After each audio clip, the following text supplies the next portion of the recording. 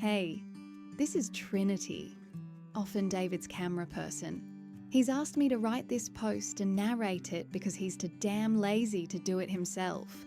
Not only does he expect me to run around behind him all over the place, keeping the camera stable, now he's asking me to do his bloody job too. David and his wife had just returned from 10 days of plogging in New Zealand. In their absence, the local suburb had become noticeably more polluted.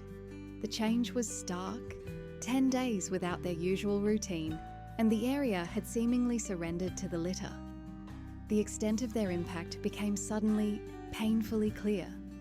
On most Saturday mornings, David would head off in search of an oasis, a remote path, a quiet trail, somewhere he could plog in peace. Those places existed on the edge of things, where the noise of the city faded and the rubbish hadn't quite declared victory. But not this Saturday. This time, he stayed close to home, determined to make up for the days lost to travel. Returning with sharpened eyes, he noticed what had always been there but had gone unseen.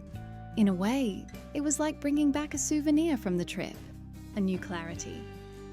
As he walked, he exchanged greetings with neighbours and struck up a few conversations. When asked what he was doing, David answered plainly.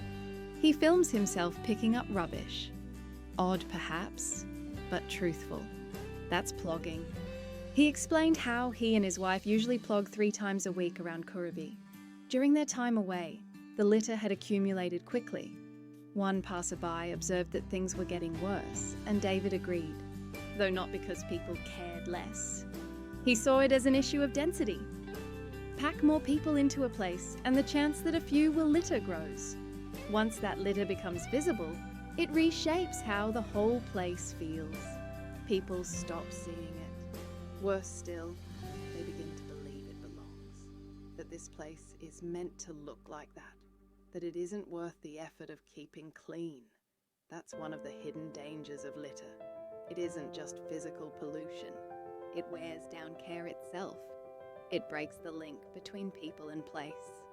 In one of his blog posts, The Double Toxicity of Litter, David wrote that plastic poisons land and water, yes, but it also poisons pride, presence, and belonging. Back in New Zealand, particularly on the walking trails, the difference was striking. David had walked 11 kilometres through native bush and volcanic terrain, finding only a fraction of the rubbish he'd collect in a kilometre at home. It wasn't that people didn't go there, they did. But the lower population density, combined with a stronger culture of environmental care, made a difference.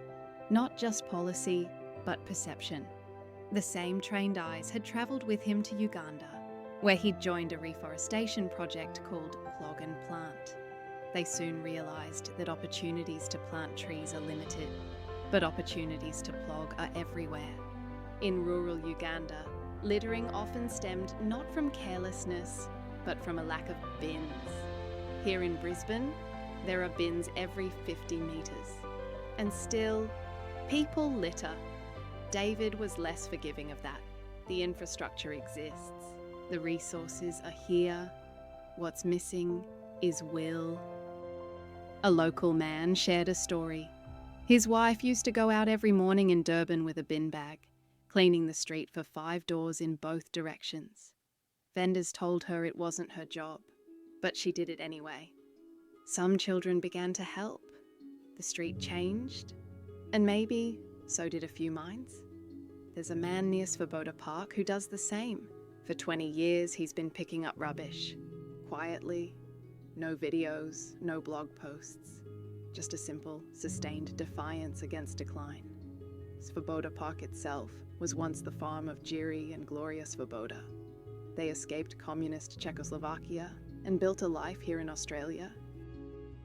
He was a pianist. She played violin. Together they performed and contributed to the community. Now, the park named in their honour is often strewn with fast food wrappers and fragments of plastic. It's too much for one person to clean, but not too much for a community. That's the idea David kept circling back to. This isn't about heroism, it's about neighbourliness.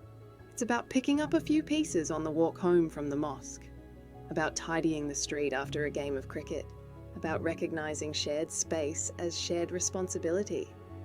Live somewhere and you shape it, just like shaping a home. No one would toss litter in their own lounge room. Why do it where children play? Plogging isn't just about exercise or environmentalism or online content. It's about memory, presence, a reclaiming of what has quietly been normalized as disposable. That's why he keeps doing it.